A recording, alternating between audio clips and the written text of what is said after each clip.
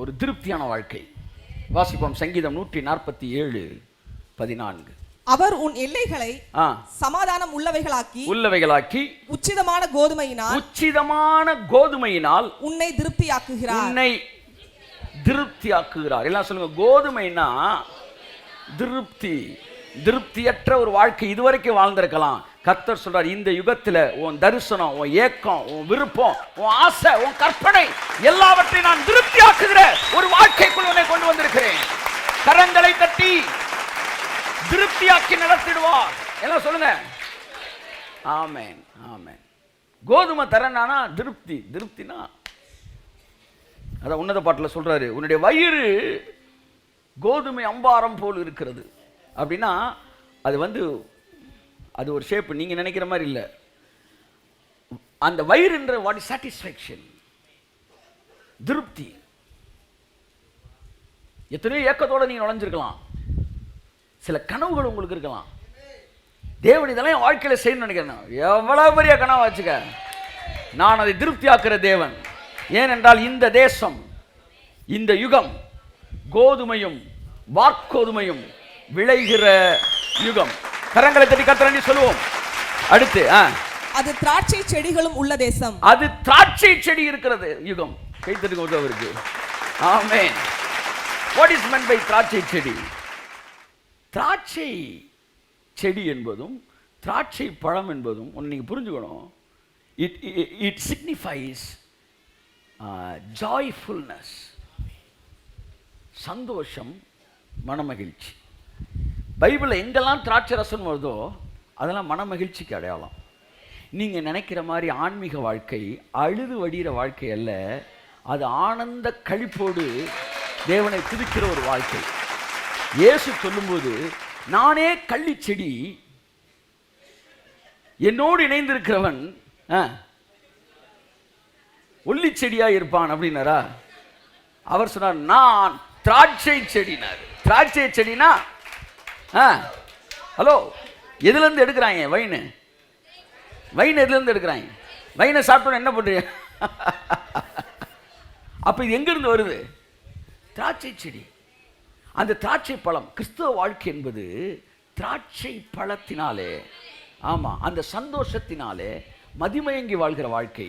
யாராவது ஒருத்தர் கிறிஸ்தவ வாழ்க்கை அழுது வடிகிற வாழ்க்கைன்னா மாத்திக்காங்க. அது திராட்சை செடியோடு இணைந்திருக்கிற திராட்சை கொடி வாழ்க்கை. உங்களுக்கு ரெஃபரன்ஸ் வேணும்னா சங்கீதம் 104:15 வாசிங்க. சங்கீதம் 104:15 சீக்கிரம். மனுஷனுடைய இருதயத்தை மகிழ்ச்சியாக்கும் திராட்சை ரசத்தையும். போதுமா? அப்ப திராட்சை ரசம்னா என்ன? அப்ப தேவன் இந்த யுகத்தில் உங்களுக்கு எப்படி ஒரு வாழ்க்கை வச்சிருக்கிறார் தெரியுமா? இந்த கானான் வாழ்க்கைன்னு என்ன தெரியுமா? கிறிஸ்துவுக்குள்ளான வாழ்க்கை. எப்ப பார்த்தாலும், ஆமா, எஃப் மேஜர் கொடுப்பா, எப்ப பார்த்தாலும் லா லா லா லா லா லா லா come on, la la la la.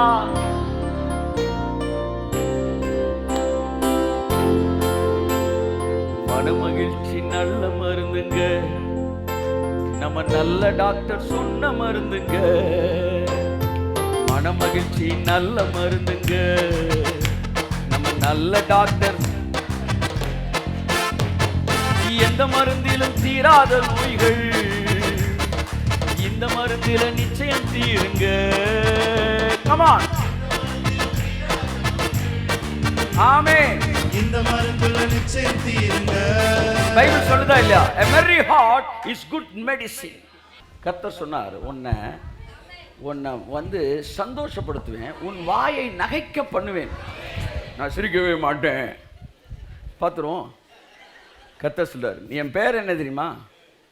ஆபிரகாமை எப்போவுமே இப்படியே இருந்தானே, ஓன்ற மாதிரி அமைதியாக இருந்தேன். கர்த்தர் சொன்னார், உனக்கு ஐசக்க தருவேன்.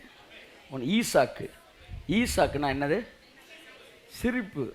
அவர் சொல்றாரு, உன்னை நான் சிரிக்க வைப்பேன் பார்.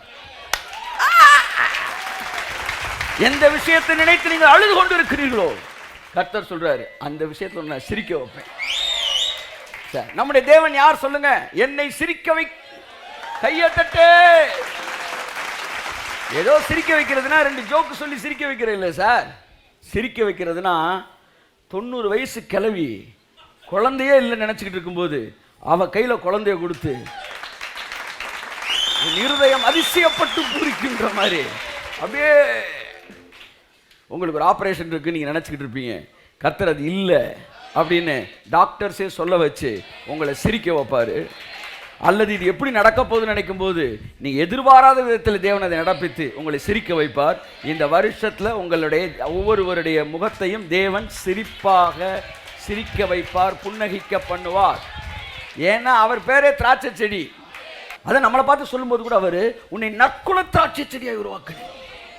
சாதாரண திராட்சை இல்லை, நற்குல திராட்சை. ஏசாயா எரேமியா சொல்றான் உன்னை உயர்குல திராட்சை செடியாக உருவாக்கு. கையத்தட்டே. ஏசாயா 5:2 நற்குல திராட்சை செடி. எரேமியா 2:21 என்ன சொல்லுது? உயர்குல திராட்சை செடி. காஸ்ட்லி வைனியா நாங்களாம் திராட்சை செடியா நீங்க? உங்கள்கிட்ட இருந்து தான் ஒயின் வருது, உங்கள்கிட்ட இருந்து தான் வந்து எல்லாமே வருது. சந்தோஷமே நீங்க தான் அந்த உலகத்துக்கு. எங்க அப்பாவே திராட்சை செடி. அவருக்குள்ள இருக்கிறதெல்லாம் அப்படியே rejoice in the Lord always and I say again rejoice. ஆமென். சந்தோஷமாயிருங்கள். பவுல் சொல்றான் சந்தோஷமாயிருங்கள், சந்தோஷமாயிருங்கள் என்று மறுபடியும் சொல்லுகிறேன். ஹல்லேலூயா. அழுகை என்பது அவிசுவாசத்தின் தாக்கம், சிரிப்பு என்பது விசுவாசத்தின் தாக்கம். அழுகிறது ஈஸி, அழலாம் தப்பு இல்லை. ஆனால் அவிசுவாசம் தாக்கியிருக்கு, பரவாயில்ல, தேவன் அவனுக்கும் அற்புதம் செய்கிறவர். ஆனால் அப்படின்னா பார்ட்டி கொஞ்சம் ஸ்ட்ராங்கான ஆளாக தான் இருப்பான் போல. ஏன்னா it's the matter of it's the sign of faith. போடா 1000 பேரை பார்த்துருக்குறோம், ஆண்டவனே நம்ம பக்கம் இருக்கிறான். இதெல்லாம் ஒரு ஆளானது. உன்னத பாட்டு 7:4 வீட்டில் போய் வாசிங்க. I don't have time. 7:9 நினைக்கிறேன். உன் உதடுகளில் இறங்குகிற உன்னுடைய தொண்டை உறங்குகிறவர்களை பேச பண்ணுகிற திராட்சை ரசம். உறங்குகிறவர்கள் பேசுகிற என்ன தெரியுமா அர்த்தம்? இது ஏதோ சும்மா மியூசிக் டான்ஸ் இந்த ஹாப்பினஸ் இல்லை. It is connected with the super ego. எந்த மனிதனும் எந்த என்டர்டெயின்மெண்ட்டும் தொட முடியாத ஒரு ஆழம் உங்கள் உள்ளத்தில் இருக்கிறது. நீங்கள் ஜோக்கு பார்த்து சிரிச்சுக்கிட்டு இருந்தாலும் ஒவ்வொருத்தருடைய சூப்பர் ஈகோல பாட்டம் ஆஃப் த ஹார்ட்ல ஒரு கஷ்டம் இருந்துகிட்டே இருக்கும். அதை கர்த்தர் சொன்னார். ஆழத்தில் இருள் என்பது ஒரு மனிதனுடைய மேல் மனதல்ல, ஆழ் மனதுன்னு ஒன்று இருக்கு. அந்த ஆழ் மனதை எவனாலையும் தொட முடியாது. அந்த ஆழ் மனதை என்ன ஜோக்கு அடித்தாலும் அது மேல் மனதெல்லாம் சிரிப்பு இருக்கும், அந்த ஆழ் மனதில் அந்த இருள் இருந்துகிட்டே இருக்கும். ஆனால் ஒன்றே ஒன்றுதான் ஆழ் மனதை மாற்றக்கூடியது, அது தேவனுடைய வார்த்தை. கரங்களை தட்டி ஆமென். Yes, God's word only can reach the super ego of our heart. நம்முடைய மனிதனுடைய ஆழ் மனதில் ஒளிந்திருக்கிற இருளை துரத்தி அங்கே வெளிச்சம் வந்துருமா. அங்க வெளிச்சம் வந்த பிறகுதான் தூங்குறப்ப கூட உறங்குகிறவர்களை பேச பண்ணுகிற திராட்சை ரசம். தூக்கத்தில் கூட சிரிப்பாங்களாம்.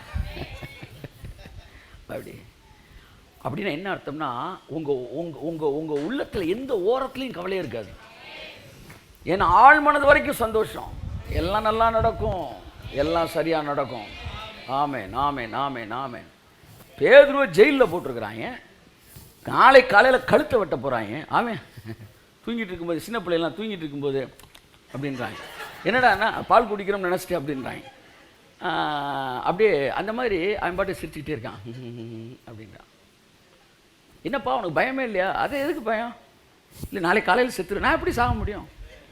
இல்லை செத்துருவன்னு ஏறோது ராஜா சொல்லி. ராஜா என்னடா சொல்கிறது? ராஜாதி ராஜா என்ற சொல்லியிருக்காரு.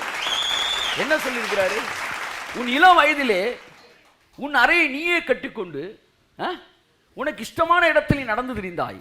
உன் முதிர் வயது வரும்போது வேறொருவன் உன் அறையை கட்டுவான் அப்படின்னு கோவத்தில் ஒரு ப்ராஃபஸி சொன்னார். அதில் பாசிட்டிவாக அவன் எடுத்திருக்கிறான். ஆமாம், அதுக்கு என்ன? அப்போ முதிர் வயதில் வேற ஒருத்தன் கட்டுவான்னு சொல்லியிருக்காருல்ல. ஆமாம், அப்போ முதிர் வயது ஆகணும்ல. ஆமாம், நான் இளம் வயதில் எப்படி சாவேன்? அந்த தீர்க்க தரிசனம் நிறைவேறணும்னா நான் முதிர் வயது வரை இருக்கணும்யா. அதை பார்த்துட்டாங்களா? இதுக்கெல்லாம் பயப்படவே மாட்டாங்க. இல்லை சார் போடா. பேரது சொல்லிட்டான், பேதுரு சொல்லிட்டான். என்ன சொல்லிட்டான்? போடா. ஆண்டவனே நம்ம பக்கம் இருக்கிறான். போடா. காலையில் ஜெயில் இருந்துச்சு, ஆனால் ஜெயிலில் பேதுரு இல்லை. கையை தட்டு போடான்ட்டு போயிட்டான். அடுத்து கப்பல் பயங்கரமா போராடுது, அலக்கடி செத்துருவாங்க, 300 பேரும் கொன்றுன்றான், சாக போறான், கொல்ல போறான். பவுல் உள்ள மாட்டியிருக்கிறான், அவன் அசால்ட்டா இருக்கிறான். என்ன சார் கொஞ்சம் கூட பயம் இல்லாமல் இருக்கீங்க? கர்த்தர் நேற்று நைட் என்கிட்ட வந்து சொன்னார், நீ ராயனுக்கு முன்பாக நிற்கணும், நாளை காலையில் நீ அங்கே வந்திருப்பான்றாரு. ஐயா இது நாளைக்கு நீ அங்கே வந்துருவான்னா நீ இருப்பான்னு அர்த்தம். ஐயா அப்போ கப்பல் போட பவுல் சொல்கிறேன், ஆண்டவனே நம்ம அம்பிட்டு பேரும் கரண்ட் அஃபேர்ஸ் கரண்ட் மேட்டர்லேயே கனெக்ட் ஆகாமல் ஃபியூச்சர் ப்ராமிஸோட கனெக்ட் ஆகிருந்தாங்க. பயப்படாதிருங்கள், உறங்குகிறவர்களின் இருதயத்தை உதடுகளை பேச பண்ணுகிற திராட்சை ரசம் அவர். உங்க டீப் இன்னர்மோஸ்ட் ஹார்ட்ல இருக்கிற அந்த கவலையும் துடைத்தறிவார் தேவன். அந்த நாட்களுக்குள் வந்திருக்கிறீர்கள், கர்த்தர் உங்களை ஆசீர்வதிப்பார். மூணாவது என்னமா இருக்கு? அது அத்திமரங்கள் உள்ள தேசம். அத்திமரம் ஒவ்வொன்றும் ஒரு வகையான பிளெஸிங். கோதுமைனா it's a kind of blessing, திராட்சை செடினா it's a kind of blessing. கோதுமைனா சாட்டிஸ்ஃபேக்ஷன், திராட்சை செடினா ரிஜாய்ஸ், ஜாய்ஃபுல்னஸ் இன் கிரைஸ்ட். மூன்றாவது அத்திமரம்னா it is restoring, it is reviving, it is renewing the new season. அத்திமரம்னா சீசன் அர்த்தம். உங்களுக்குள்ள ஒரு அத்திமர வாழ்க்கை இருக்குன்னா என்ன அர்த்தம்னா ரீஜெனரேட் ஆகிட்டே இருப்பீங்களாம். நான் ஒரு அத்திமரம், எனக்குள்ள ஒரு அத்திமர ஆசீர்வாதம் இருக்குது அப்படின்னா எது உதிர்ந்தாலும் அது ரீஜெனரேட் ஆகும். ரீஜெனரேட். அத்திமரத்தின் விசேஷத்தை கேளுங்கள்னு தேவன் ஒரு இடத்துல சொல்லுவார். வாசிங்க நம்ம லூக்கா 21:29 வாசிங்க. இது எல்லாம் சேர்ந்தது தான் என்னது? கலந்து செய்த கலவை தான் என்னது? கானான் வாழ்க்கை, புதிய யுகம். வாசிங்க. அன்றியும் அவர்களுக்கு ஒரு ஓமையை சொன்னார். அத்திமரத்தையும் மற்ற எல்லா மரங்களையும் பாருங்கள். ரெண்டுக்கு நிறைய வித்தியாசம் இருக்கு பாருங்க. அத்திமரத்தையும் மற்ற மரம்லாம் வேற, ஆனா அத்திமரம் வேற. ஏன்னா அவைகள் துளிர்க்கிறதை, அத்திமரம் துளிர்க்கிறதை நீங்கள் காணும்போது வசந்த காலம் சமீபமாயிற்று என்று அறிகிறீர்கள். ஐயா தட்டுங்க சார். இதுக்கு என்ன பாட்டு போல? அந்த காலம் அது போலமா? வசந்தனுக்கோ காலம் மாதிரி வசந்த காலம். அத்திமரம் பூ பூத்துருச்சுனாலே த சம்மர் இஸ் நியர் அப்படின்னு அர்த்தமா. அதுபோல அத்திமரம் துளிர்ப்பது the kingdom of God is நியர்ன்றார். அத்திமரம்னா என்ன தெரியுமா? இது பூ பூத்துச்சுன்னா ஒரு புது சீசன் வரப்போகுதுன்னு அர்த்தம். அப்படின்னா திரும்ப திரும்ப புதுசா உங்கள் லைஃப்பில் ஒன்று நடந்துக்கிட்டே இருக்கும். அதுதான் அத்திமரத்தின் ஆசீர்வாதம். கை தட்டுங்க. அவ்வளோதான். அதாவது கானான் வாழ்க்கைன்னா என்னென்னா ஒரே மாதிரி இருக்காது. டக் டக் டக்குன்னு மாறி அடுத்து ரீஜெனரேட் ஆகி, ரெஃப்ரெஷ் ஆகி, ரெனியூ ஆகி, அப்படியே ரெஸ்டோர் ஆகி புதுசாக ஒன்று வரும். அடுத்து வேறு ஸ்டைலில் போயிட்டே இருப்பீங்க பாருங்கள். டக்குன்னு அடுத்த டைமென்ஷன் எடுத்து சார். ஆமாம், வேறு டைமென்ஷனில் உங்கள் லைஃப் அப்படியே ஃப்ளை ஆகிட்டே இருக்கும். அத்திமரம் எல்லாம் சொல்லுங்கள். அத்திமரம் பூ பூக்குது, காய் காய்க்குதுன்னா இது எல்லாமே வீட்டில் போய் வாசிங்க. 31 வாசிமா. 31 வாசிச்சா அதில் 21:31. இவைகள் சம்பவிக்கிறதை நீங்கள் காணும்போது தேவனுடைய ராஜ்யம் சமீபமாயிற்று என்று அறியுங்கள். பார்த்தீங்களா? தேவனுடைய ராஜ்யம், கிங்டம் ஆஃப் காட் உங்கள் லைஃப்குள்ள, உங்கள் வாழ்க்கைக்குள்ள என்ன செய்ய போகிறது? கடந்து வருகிறது. அப்படின்னா அத்திமரம்னா திரும்ப திரும்ப திரும்ப திரும்ப திரும்ப ரெனியூவிங். ஆமேன்னு சொல்லுங்க. உங்களுக்குள்ள ஒரு சக்தி இருக்கு. எல்லாம் சொல்லுங்க. எனக்குள்ள ஒரு சக்தி இருக்கு. அந்த சக்தி என்னன்னா நான் மறுபடி நான் ரீஜெனரேட் ஆகிட்டே இருப்பேன். புரிஞ்சவங்க மட்டும் ராமன் சொல்லுங்களேன்.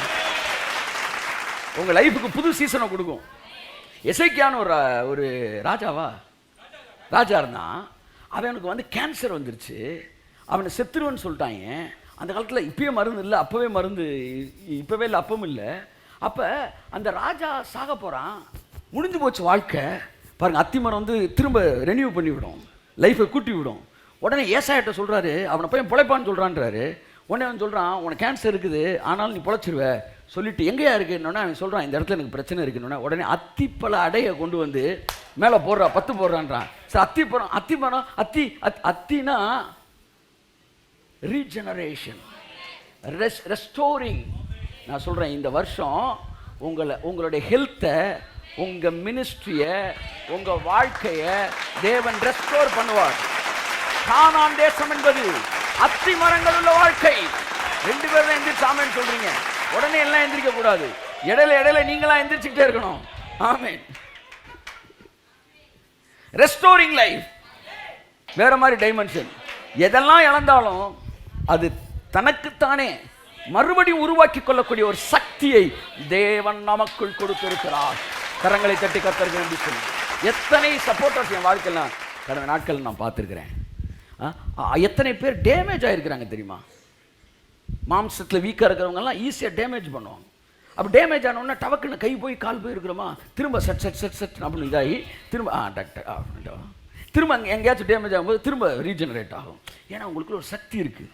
அது அத்தி மரத்தின் ஆசீர்வாதம். ஆமாம், திராட்சை பழத்தின் ஆசீர்வாதம் உங்களுக்குள்ளே இருக்குது. கோதுமையின் ஆசீர்வாதம் உங்களுக்குள்ளே இருக்குது. அத்தி மரத்தின் ஆசீர்வாதம் உங்களுக்குள்ளே இருக்குது. அடுத்து சொல்லுமா சீக்கிரம், இன்னும் 3 இருக்கு. அது மாதளம் செடிகள் உள்ள தேசம். மாதளம் செடி. மாதளம்ன்ற வார்த்தையை பைபிள் ஃபுல்லாக தேடுனா எங்கேயுமே காணும். 2 ஏரியாவில் தான் ரொம்ப வருது. நல்லா படிச்சுங்க, டக்குன்னு சொல்லுங்கள். உன்னத பாட்டில் தான் மாதுளம் இருக்குது. இப்போ உங்களுக்கு ரெஃபரன்ஸே தேவையில்லை. அப்போ மாதுளம்னா என்ன? ரொமான்ஸ். மாதுளம்னா என்ன? லவ். உன் கண்ணங்கள் வெடித்த மாதுளத்துக்கு ஒப்பாயிருக்கிறது. அப்போ கானான் தேச வாழ்க்கை என்பது தேவனோட ரொமான்ஸ் பண்ணுகிற ஒரு வாழ்க்கை. தேவனோட என்ன செய்கிற, நேசிக்கிற ஒரு வாழ்க்கை, அன்பின் வாழ்க்கை. இதுக்கப்புறம் பைபிளில் எங்கே தெரியுமா இந்த மாதுளம்ன்ற வார்த்தை அதிகமாக வருது? யாத்ராகம் புத்தகத்தில் ஆசரிப்பு கூடாரத்துக்குள்ளே வருது. அப்படின்னா என்ன அர்த்தம்னா, ஆசரிப்பு கூடாரம்னாலே romance. fall in love with God. தேவனோட அன்பில் இணைவது. ஆமே, நீ மேஜராப்பா, ஈ மேஜரா, அவரோடு இணைந்து. ஓ ஹல்லேலூயா. உம்மோடு இருப்பதுதான் உள்ளத்தின் வாஞ்சையா, உம் சித்தம் செய்வதுதான்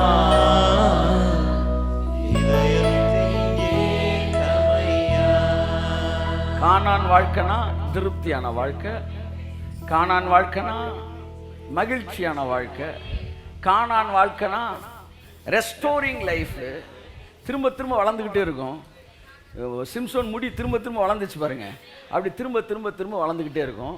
அடுத்து கானான் வாழ்க்கைனா லவ், லைஃப் ஆஃப் லவ், தேவனோடு அன்பு செலுத்துகிற ஒரு வாழ்க்கை.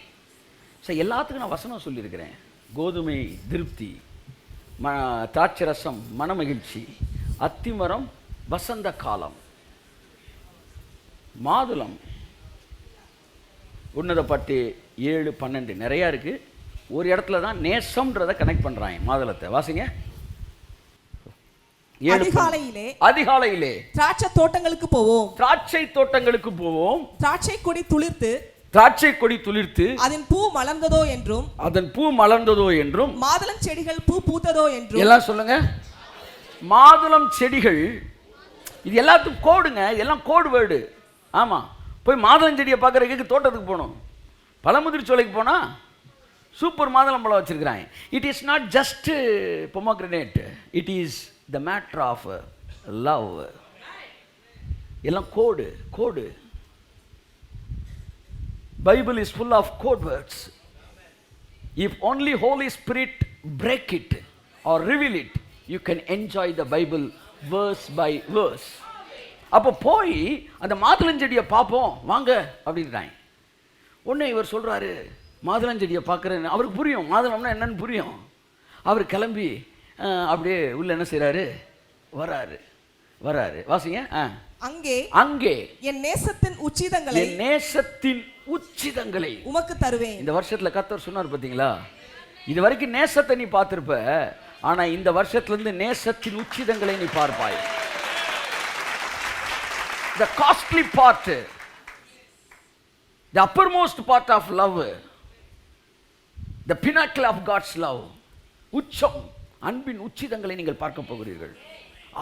தேவன் இவ்வளவு நல்லவரா என்று ஆச்சரியப்பட வைக்கிறதுக்கு ஒரு விஷயம் இருக்கு. வீட்டில் போய் வாசிங்க.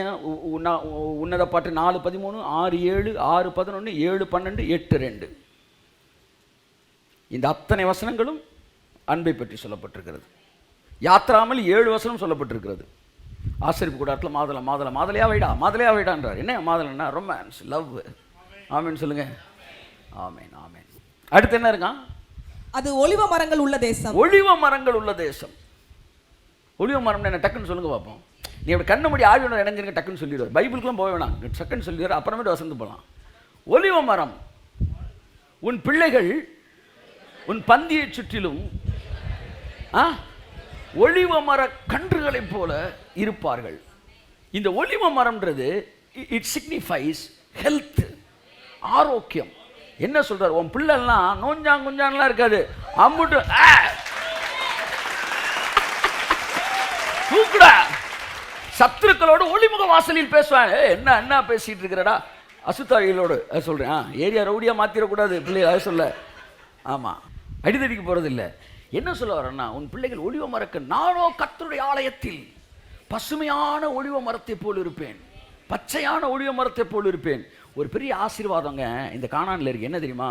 நீங்க எல்லாருமே ஒலிவ மரம் மாதிரி நல்லா ஸ்ட்ராங்கா இருப்பீங்களாம்.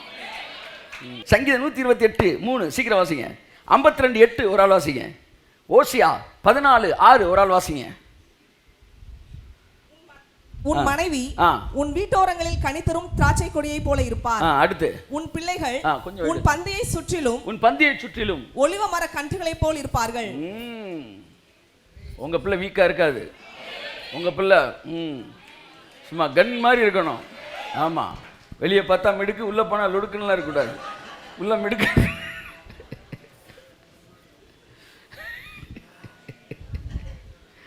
ஆமேன். எல்லாம் சொல்லுங்க, என் பிள்ளைகள். இனிமேல் நான் பிள்ளை எப்படி வசனமாக பார்க்க வேண்டியிருக்கு. அது அப்படியே மைண்டுக்குள்ளே ஏற்றுங்க. இது வரைக்கும் அந்த வசனத்தில் நம்ம கேஷுவலாக அப்படின்னு கிராஸ் பண்ணி போயிருப்போம். இனிமேல் நான் கொஞ்சம் சீரியஸாக வாசிக்க வேண்டியிருக்கு.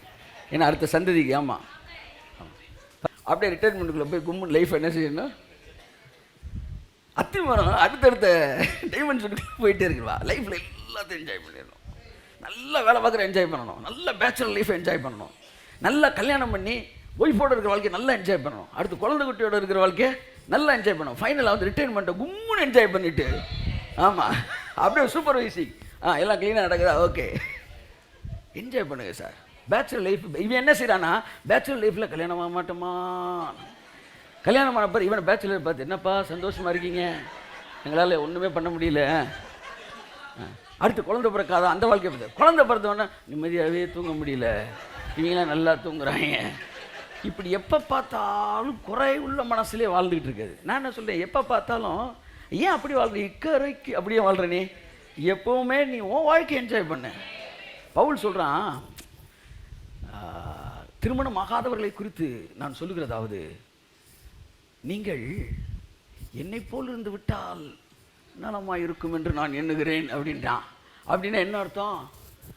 நான் நல்லா என்ஜாய் பண்ணிட்டு இருக்கேன்டா, நீங்களும் அப்படியே இருங்கடா அப்படின்னு அர்த்தம். ஆனால் இன்னைக்கு மக்கள், தம்பி வந்துடாத, இந்த வாழ்க்கைக்கு வந்துடாத, நாங்கள் ரொம்ப அடிபட்டு நொந்து போய் நூடுல்ஸ் ஆகி நிற்கிறோம் அப்படின்னா அவன் வாழ்க்கையில் ரொம்ப கஷ்டப்பட்டுக்கிட்டு இருக்கான். அவன் சரியான காட்ஸ் வில் அப்போ என்ஜாய் பண்ணலன்னு அர்த்தம். My beloved brother and sister, just enjoy what you have with what you have. எத்தனை சந்தோஷமாக இருக்கிறீங்க? ஆமாம். தெருவில் நின்று 1.5 மணி நேரம் நான் பிரசங்கம் பண்ணியிருக்கிறேன். ஆமாம், அதானே தெருவிலே பிரசங்கம் பண்ணி மைக் அடிச்சா விட்டுருவியான்றீங்களா? 1.5 மணி நேரம் நான் பிரசங்கம் பண்ணியிருக்கிறேன். இன்றைக்கி நான் பண்ணணும்னு நினச்சாலும் எனக்கு வாய்ப்பு இல்லை, நான் பண்ண முடியாது. அதனால் அந்த லைஃப் எனக்கு திரும்ப என்ன செய்யாது, கிடைக்காது. ஆனால் அன்னைக்கு என்ஜாய் பண்ணி பிரசங்கம் பண்ணேன், என்ஜாய் பண்ணி பாருங்கள். அப்படித்தான் இன்றைக்கி வந்து கஷ்டமாக வேலை பார்க்குறேன்னு சொல்லாதீங்க. நாளைக்கு நீங்கள் தலையிலனாலும் இந்த வாய்ப்பு கிடைக்காது. இன்றைக்கி நல்லா என்ஜாய் பண்ணி கஷ்டப்பட்டு வேலை பார்க்கலாம், என்ஜாய் பண்ணி வேலை பார்க்கணும். ஒரு காலத்தில் சொல்லிக்கலாம், நாங்களாம் எப்படி வேலை பார்த்தோம் தெரியுமாயா அப்படின்னு அடுத்த ஜென்ரேஷன் சொல்கிற மாதிரி நல்லா வேலை பார்த்துக்கணும். திரும்ப அந்த வாய்ப்பு நமக்கு கிடைக்காது. கர்த்தர் உங்களை ஆசீர்வதிப்பார். ஒளிவ மரம் என்பது ஆரோக்கியம். இந்த வசனத்தில் ஏதாச்சும் ஒன்று வாசிமா முடிச்சிருவோம். நானோ தேவனுடைய ஆலயத்தில் பச்சையான ஒலிவ மரத்தை போல் இருக்கிறேன். ஆமென். ஓசியா 14:6 சொல்லுது, ஒலிவ மரம் என்பது அலங்காரம். கர்த்தர் உங்களை அலங்காரம் படுத்துவார். ஆமென் சொல்லுங்க. ஆமென். ஒலிவ மரத்தை போல் இருப்பீர்கள். 1000 பேர் உங்கள் ப்ரொஃபஷனில் இருந்தாலும் நீங்கள் மட்டும் தனியாக ஒலிவ மரம் மாதிரி அப்படி கும்முன்னு தனியாக அவுட் ஸ்டாண்டிங் நிற்பீங்க.